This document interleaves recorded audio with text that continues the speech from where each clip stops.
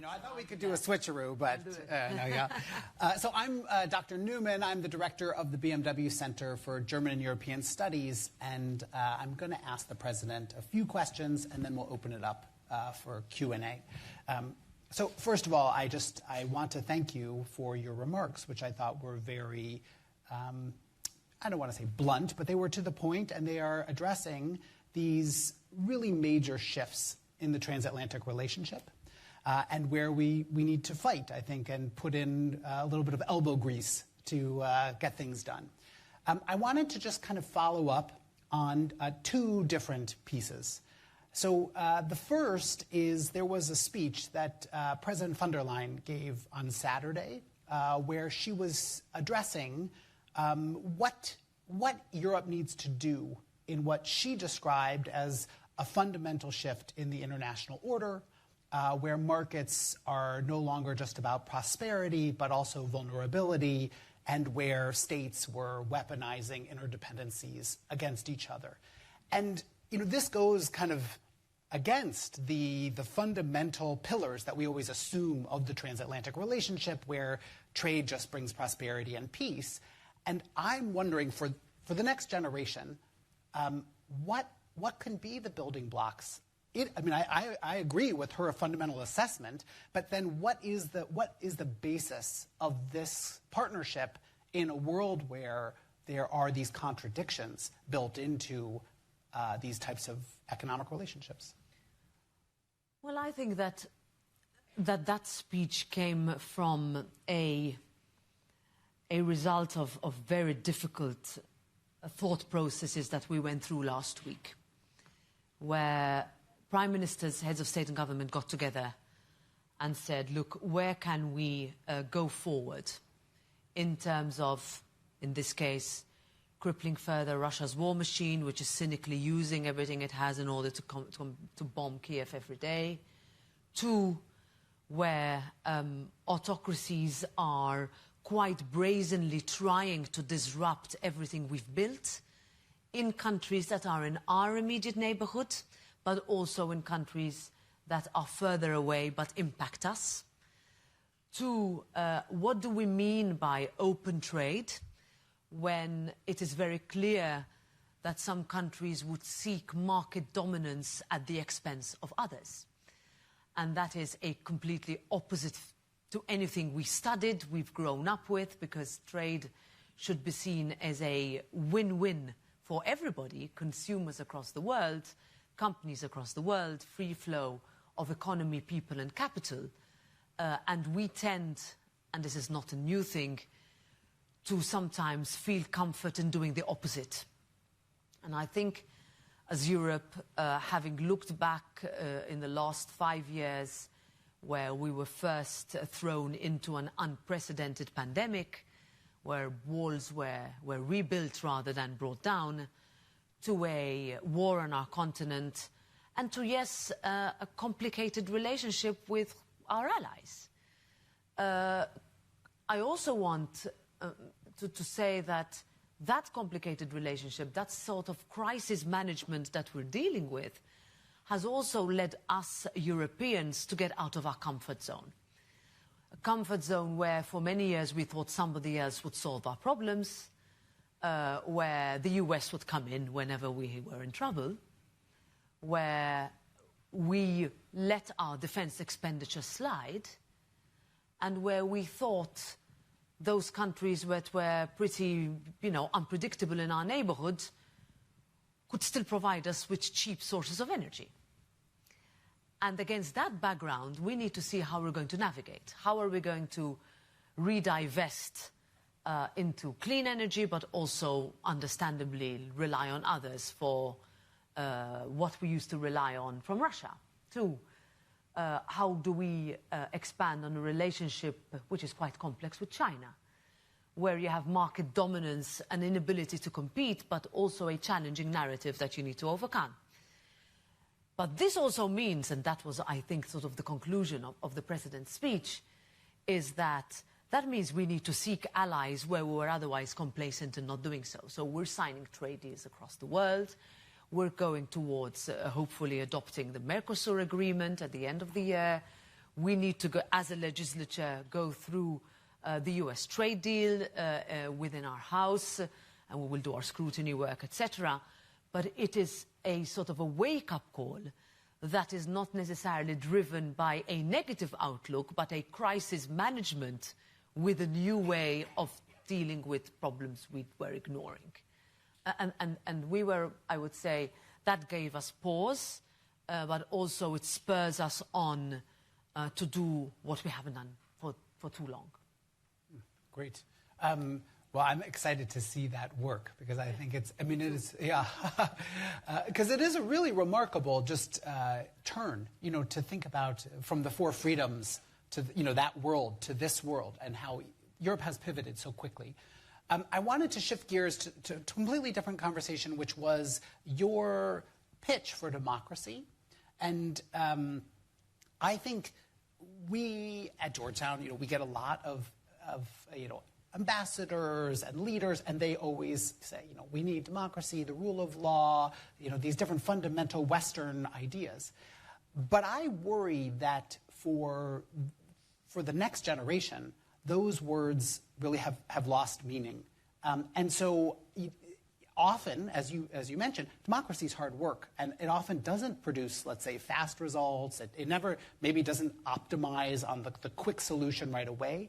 But how do you describe, in just very simple language, what is at stake? What would happen in a world where democracy is lost for, like, your average citizen, and why should they commit to this really abstract idea about governance, which is often, you know, I'm already bored. Do you know what I mean? So, like, how can you make that feel so real? Because the other side has very real, you know, like, things they're saying that really, you know, frighten you right away. And so I'm just wondering if you can give us a picture that could be used as marching orders for how to enliven that conversation for the next generation.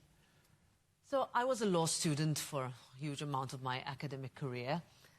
And I'm the sister of two scientists who never would have used the words rule of law in any conversation. And I remember in my first days and weeks of being elected, having moved from government to a legislature, thinking, how am I going to explain rule of law to my audience and try to convince them to vote for me again? And I just realized that what had happened is, because we were going through a period of quite calm prosperity, that we started taking things for granted. That you knew you'd always going to have independent journalism until a journalist was blown up in my country. That you thought you would have free academic institutions until science started to be questioned.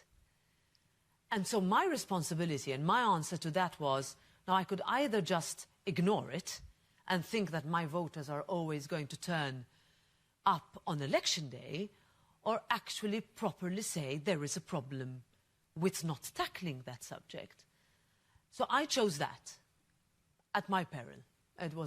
There were some hard elections I needed to run for, where we were facing particularly difficult challenges in my constituency, and that I had to push back. And I said, look, I stand for the complete opposite of what you are saying. Sometimes we would be on a similar panel like this with other candidates standing for completely different things. And my fear is that when I go to schools today, is that the audience would say, there's no way I'm going to go through that hassle.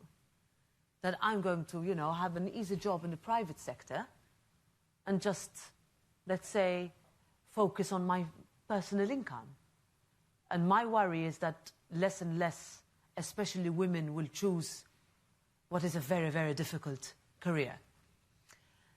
What is however, the upshot of that? The upshot is that you can get, you know, some of the best results when you stand, as I did in Moldova, in front of 100,000 people waving European flags in a country that is not in the European Union, saying that we want to join.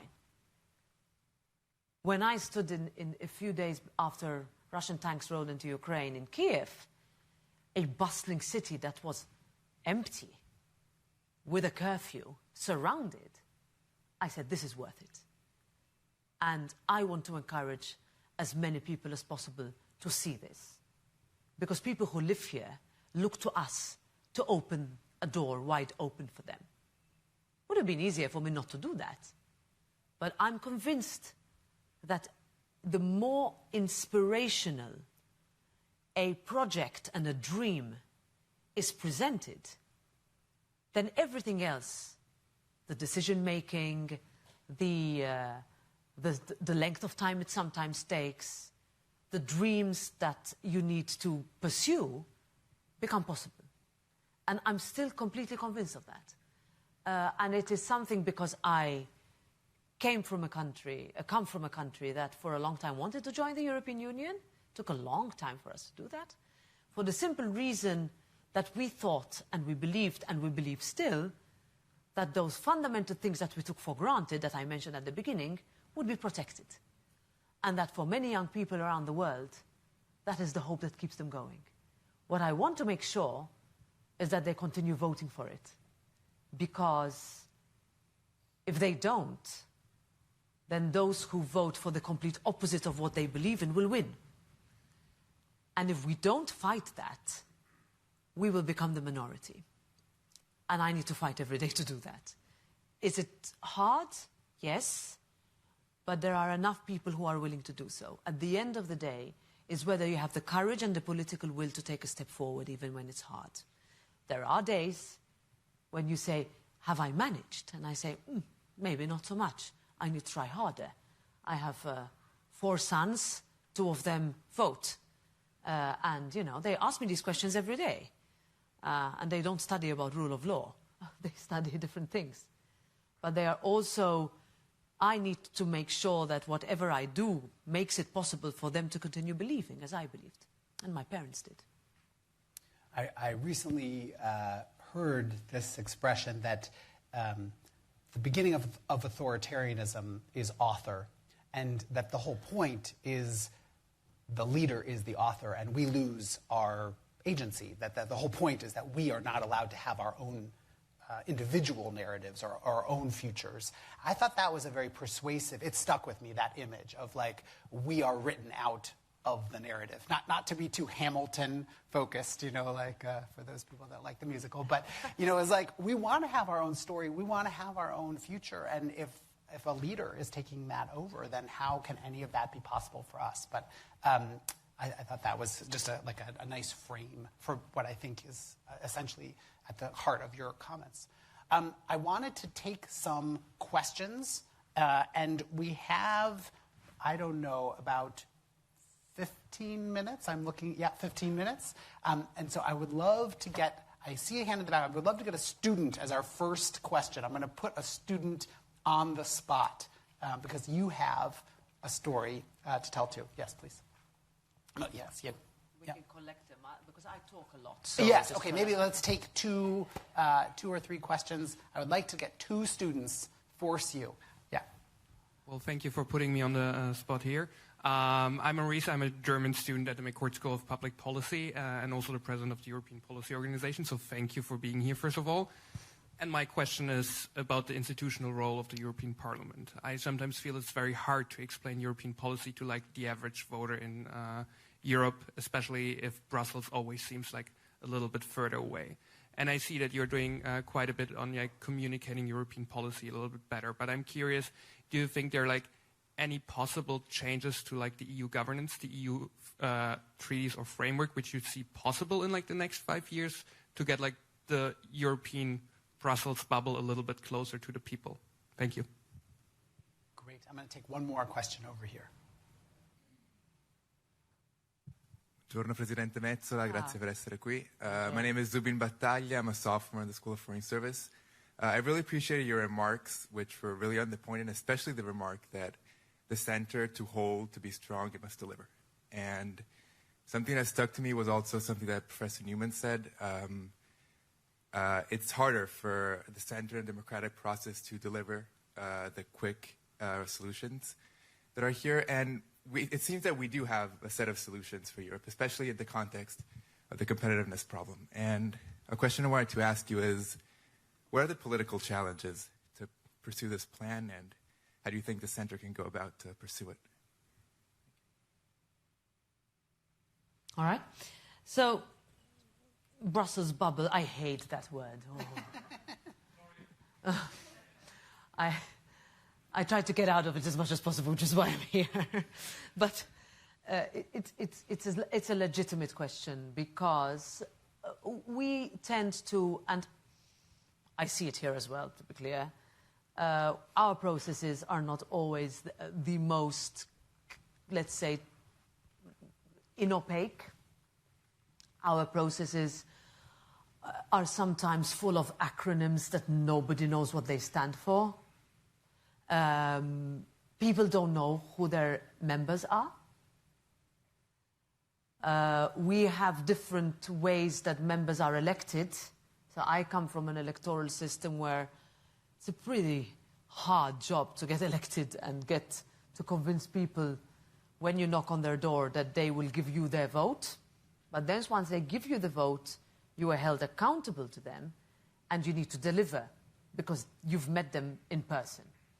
So I think there is also a difference in countries as to how MEPs, members of the European Parliament, engage with their constituents in order to deliver on what is essentially important for them. But make no mistake, if we're going to spend 5 years, because our legislative mandate is a little bit longer than members of Congress, I spent a lot of time with Congress members yesterday, where, you know, if you have a 2-year cycle, it's a very different one to us, where you have 5 years of implementing legislation, doing things that matter, but realizing that if you don't explain it, or if you ignore the fundamental challenges that someone like you would be telling us about it, then we're not doing our job.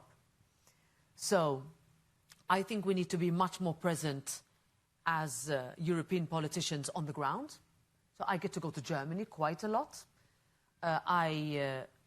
We need to understand that there are certain sectors of the German economy that is not doing well.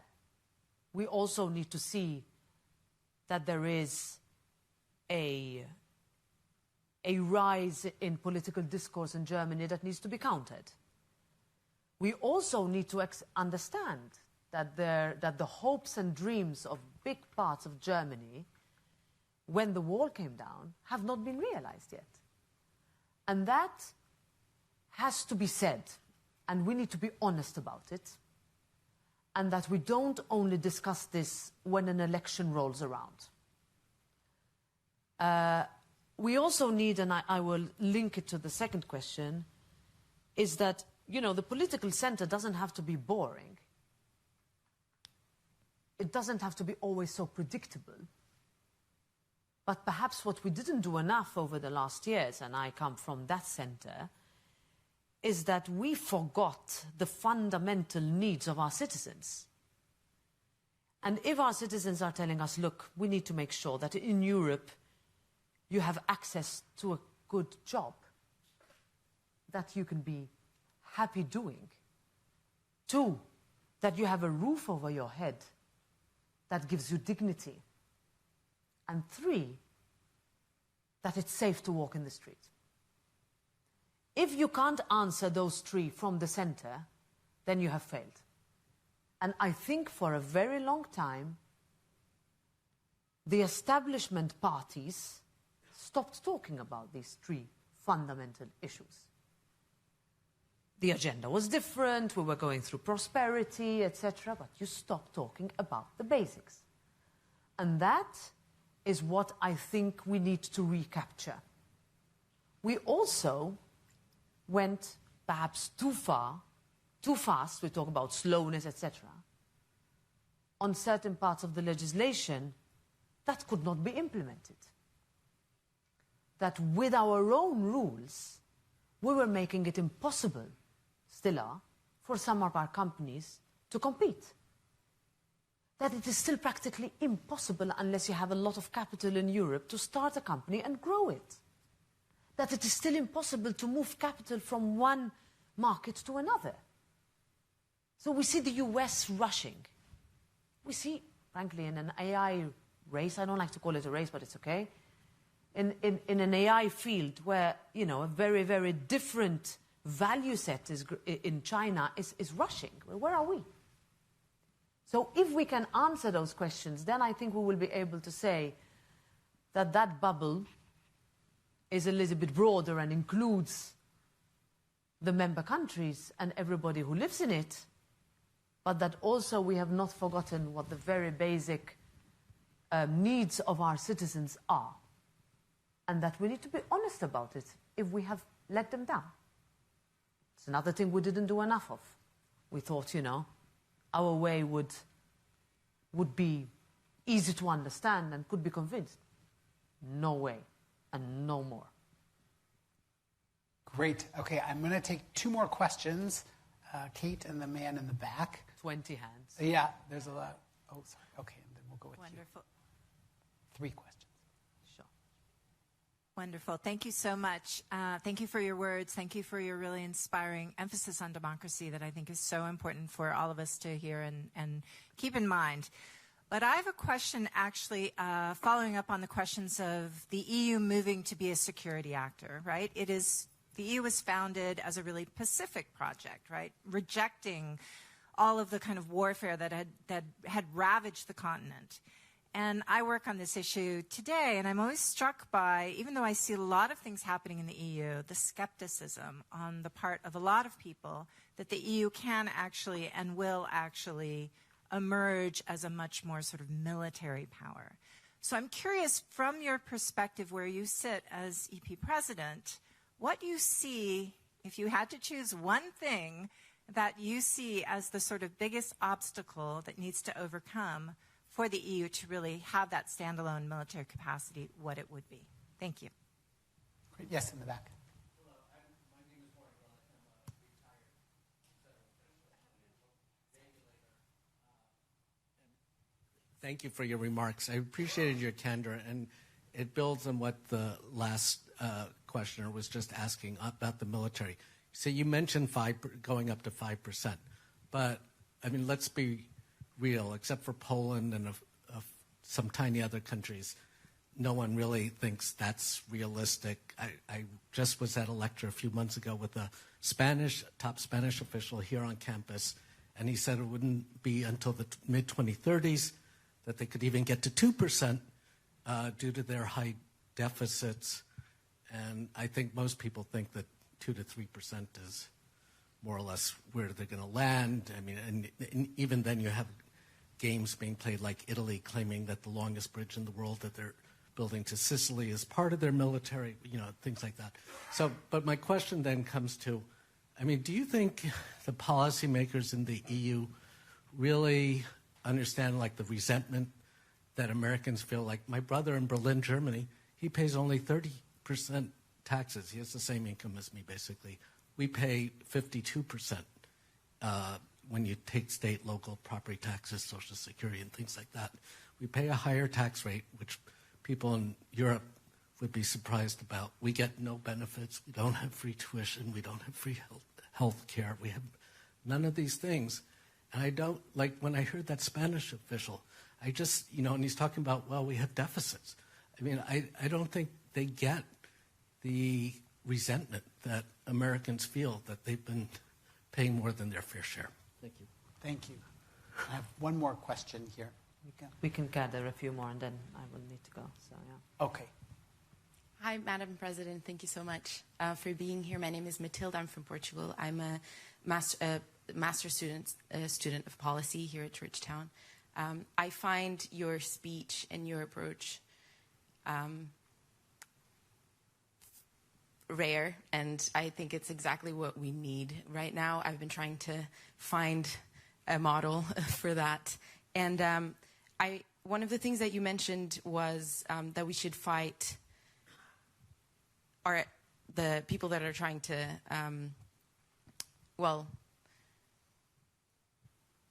we fight them with facts and action. And I came here to study statistics and economics, so in search of doing precisely that. What do we do when people don't want to hear the facts, and when maybe we're being accused of elitism, or even when even when facts are hard to find and hard to decipher. So I just wanted to hear your thoughts on that. Thank you very much. I'm going to take one more. Is that okay to put one more on your plate? Sure, it's a lot of things. Yes, the next row. It's only my guys who are like panicking. Yeah, let's make them panic. Let's put them into panic. I can stay. Hi, welcome to Georgetown. Thank you for speaking with us. I'm a third year from Ukraine, and I want to say thank you for everything you I know who you are. Thank you for what you said and your undying support. And I would like to ask, you're very inspiring for women, for people who are interested in politics. How do we fight the misinformation and the propaganda and everything that the news is flooded when sometimes it's hard to even recognize it ourselves? And thank you. Oh, great. You are here now. I know. Thank you for coming. I see another familiar face back there. Look, I have one of my constituents is back there. I'm recognizing faces. I hope he still is my constituent. You still are, right, Christine? Yeah. Okay, good. You haven't lost your vote yet, no? Very good. I also, from some of your remarks, I got the sense that you have, that the EU needs to pull back on some regulation. And China and the U.S. are running ahead in AI, but I am very worried because, like just in the case of AI, countries are building systems that are supposed to create super intelligence. They don't know what the motives of those systems are, and they don't really know how they operate. And so I often think, yes, it might be economically difficult for Europe, but it is the responsible thing to do, because if you build a system that has super intelligence and its motive is self-maintenance, it's not a good setup for humanity. And I think just that simple story, I don't know why China and the US are racing ahead with these technologies. I think it's quite dangerous. And so I just hope that as economic incentives put pressure on Europe in many of these domains, whether it's AI or climate or the future of technology, Europe is taking very reasonable positions. Anyway, that's Thank big... you for telling me that. I've been receiving the opposite information for the past 3 days. Very nice. I will take that. No, but I want Europe to come here and tell us why Europe's position is actually... We should be adopting it rather than Europe should, we need to deregulate and we need to liberalize. I mean, yes, things like capital union. There are simple stories of where the EU has these barriers internally. It should get rid of them.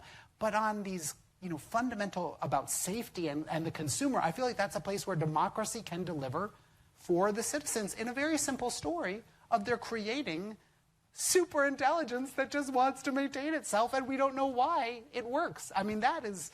Anyway, I don't want to dominate. There were many good questions, but I just think I don't want the EU to give up on this thing that it's at the we're forefront very good at that. of. We won't give up. So, but what we need to do, however, first of all, we're calling it simplification, not deregulation, simply because we have realized that we've made things unworkable for a number of our companies. And we don't want them to come here and lose them all, so to be clear. The reality is, however, that only around 15% of our AI graduates stay in Europe. The rest come here. We want them to come back because the simple reason is that the AI development is going to happen whether we do anything or not. So the decision that we took on an EU level is that we should create a framework which identifies abuse. We were still are particularly worried about voter in manipulation of voter behavior, impersonation, complete takeover of a political narrative online with the social media onslaught that we face. But neither should we ignore the fact that technologically AI can revolutionize the way we teach, our healthcare systems, our banking systems, etc. So the framework is also being adopted here to a certain extent in terms of practice. So we see that as a good thing, as long as we don't end up being, let's say, handcuffing ourselves into developing further. So we see that framework as a positive thing. The UK has looked into what we're doing. Some of the actors here are doing that, Australia, New Zealand as well. What we don't want, however, is to make sure that, you know, we create a framework and then we lose out. That's a reality. Now, social media is not real life. Can I say that? You know, it is particularly hard. You know, my mother still reads all the comments for her underneath every single post I upload. It is almost impossible. I have no idea why she does that, but she does. And it's pretty hard for her. So I would just say, go on. You know, just believe in yourself. And don't ignore, counter the narrative, and you will get through. And you'll be surprised that most of the counter narrative and the propaganda is not real. Okay, just don't give up on that. It took me a long time to learn that, but it's such a small percentage. Tony Blair once said, you know, it's 1% of the, and he said it in our parliament, 1% of the UK population is online and writing nasty comments, but 1% is 650,000 people. That's a pretty lot of people to comment under your post. So just put that into context, okay? And keep shouting out at them. Just keep on, don't worry.